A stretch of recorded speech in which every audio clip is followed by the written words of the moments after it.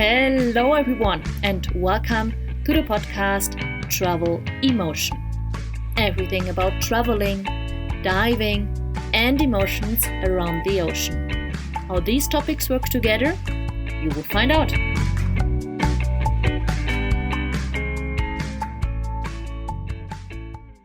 Hello and welcome to another podcast episode of Travel EmOcean. Today with Jonathan and myself, Jenny. We will talk about a question we get frequently asked. Why is Galapagos so special? It's a long way to go to get there. It's not a cheap destination, and still, it's definitely worth to go there.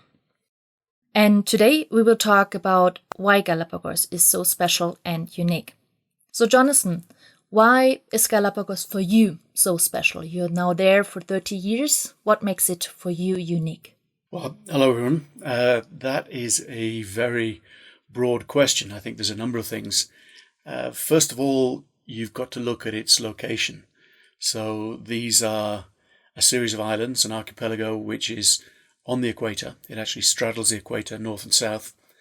And yet, even though it's in the tropics, it's influenced by very, very cool, if not to say cold, polar currents. And that makes it completely unique in the world. Because if you draw a line all the way around the equator, there's no other place like it on the planet. That's about the location and why the location is so unique.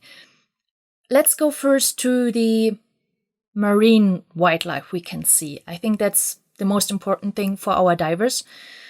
For me, when I came the first time to Galapagos, obviously it was the huge schools of hammerhead sharks. And after a few years now coming to Galapagos, I know there's so much more. Galapagos has such a high biodiversity. So, Jonathan, why is that? Well, this comes back again to the location. So the fact that it's on the equator, in the tropics, but is affected by incredibly cold currents. This creates an area of upwelling where you get a mixture of warm and cold. And obviously the primary productivity is extremely high. In other words, you've got a biological soup, which is created because of the specific conditions. So rich, cold waters, full of minerals, meeting these warm waters, you get an explosion of life in that area. And that begins at the very lowest levels.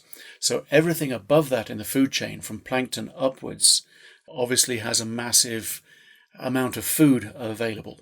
So if you're talking about whales, if you're talking about primary predators such as sharks, if you're talking about the huge schools of fish, or the animals that prey on those, there's food available, there are niches available. The environment is very, very different around different areas of the archipelago.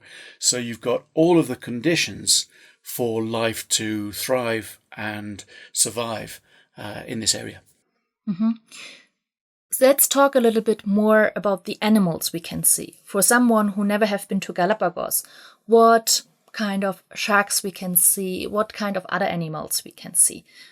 Can you make like a little overview? What are the most important creatures for you? A little bit depends if you're on land or underwater. Obviously, most of our listeners are interested in the marine environment.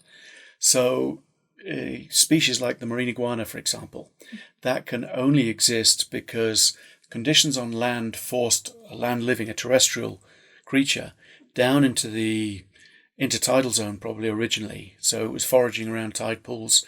But because of the lack of food on land, the specific conditions of Galapagos, it then began to actually forage in the ocean and is the only true marine lizard in the entire world. So Galapagos is the only place we can see it. Then, for example, you've got penguins. So penguins originated down in Antarctica in much colder waters in the south. They probably travelled following the Humboldt Current up from Antarctica to subantarctic regions, up through Patagonia, up the Chilean coast, into Peru, evolving as they travelled, and then finally made their way out to Galapagos, where they can survive because of the cold conditions during particular times of the year. So you've got species from very, very diverse areas.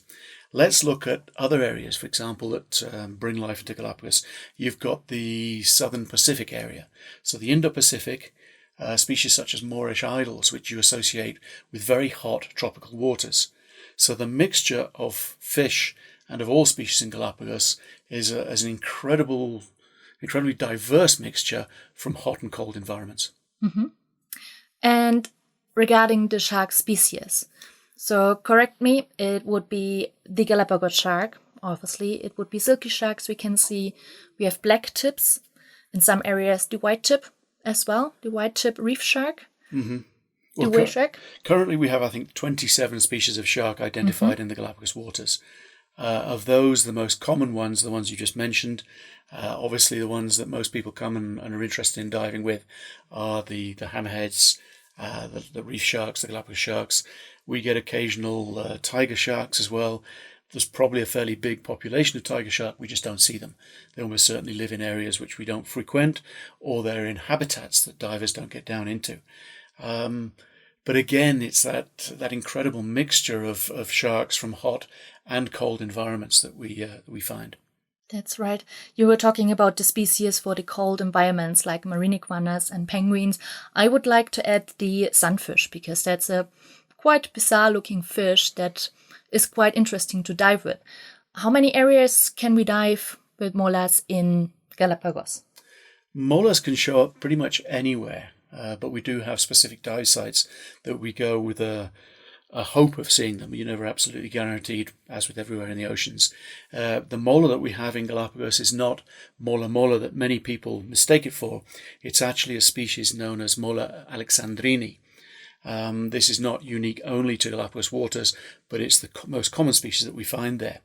So we find them more often on the western side of Isabela, places like Punta Vicente Roca, around Fernandina, throughout the Bolivar Canal area between Fernandina and Isabela Islands. And we also find them then in the central part of the archipelago, but more specifically in areas of cold upwelling. Mm-hmm. And to mention a few other species, we're not talking that often about it. The green sea turtle, for example, is endangered. That's right. And we see them very often in Galapagos. We will come to it a little bit later, why it might be like this. We see mantas. We have the red-lipped batfish. Do you have any species in your head that I didn't mention what is really special to go? Well, we've got one of the biggest seahorses in the world, the giant Pacific seahorse, or the golden seahorse, which can reach up to about 10 or 12 inches. That's 25 to 30 centimeters are the biggest individuals. We have so many species. I think the mixture, some of them, of course, endemic. You have harlequin hawkfish that you find on the western side of Isabela and Fernandina. Again, a species which is endemic or unique to the Galapagos and associated with cold waters. So Galapagos has a huge biodiversity and some very, very bizarre life forms living in its waters. You mentioned briefly the red-lipped batfish, which is Oxcephalus darwini. So the name, of course, after Charles Darwin. Darwin was not known for his diving abilities because it wasn't possible at the time, but he did identify a lot of fairly unusual species in the Galapagos. And no one has actually as yet been able to work out what purpose the red lips serve, because these are carnivorous fish that usually hunt at night, nocturnal hunters, and so you can't actually see the red coloration at night. So why the red lips? Nobody knows. Yet another one of the Galapagos mysteries. Yeah, interesting. So what's about dolphins and whales and other marine mammals? Galapagos has, again, a huge number of marine mammals. We have probable resident groups of bottlenose dolphin, which are seen very frequently, especially around the western side of Isabela, Fernandina, and then up in the northern islands of Wolf and Darwin in particular. We have, I think, 6 or 7 species of dolphin, which are fairly commonly reported: spinner dolphin, comma dolphin, dusky-sided dolphins, rhesus dolphin, and then, of course, the biggest of all the dolphins, the orca. And we have orcas pretty much all year round, depending on where you are. So we have sightings throughout the year, hot and cold season. So yes, we have a big abundance of marine mammals. And then some of the huge marine mammals, the big whales. I think the biggest group of blue whales I ever saw was in Galapagos, and that was a group of about 12 blue whales in a single group, spread over an area of about 10 10 square kilometers of ocean. So all the way from the very, very biggest marine mammal down to some of the smallest. And of course, we've got our own endemics. We've got the Galapagos sea lion and the Galapagos fur seal. The fur seal coming from the cold Antarctic waters, and the Galapagos sea lion coming from the north, from the area of California, probably. Mm-hmm.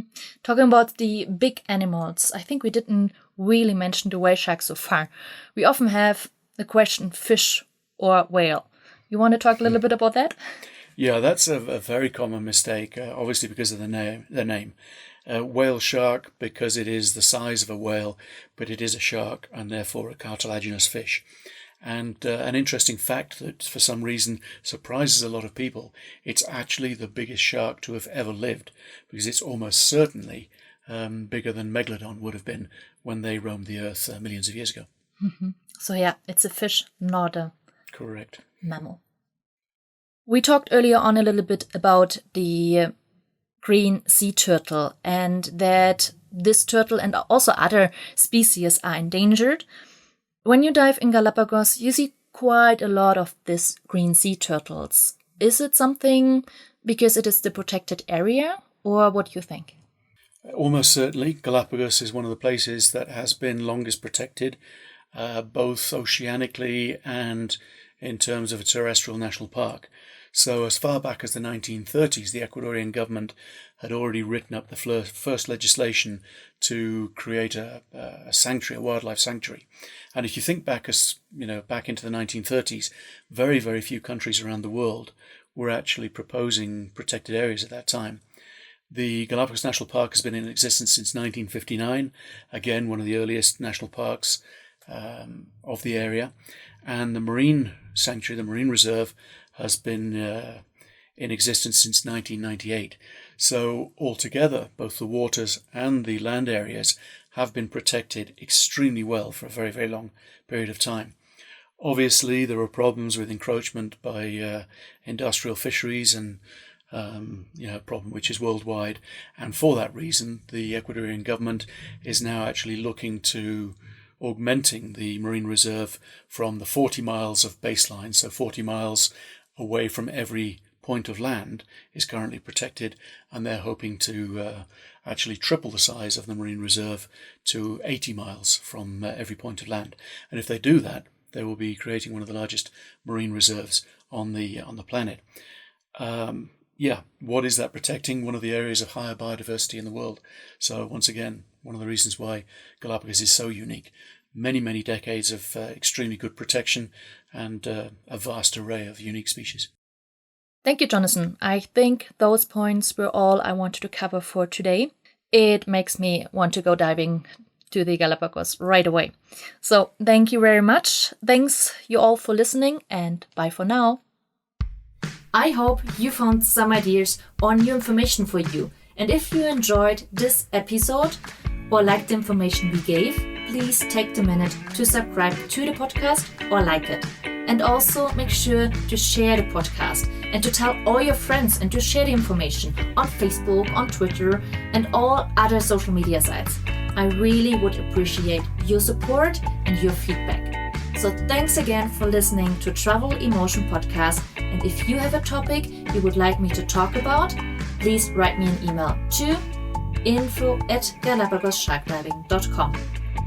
The music for the podcast is provided by Sebastian Green. You can reach him on Instagram at SebastianG01234. Thank you all for listening, and bye for now.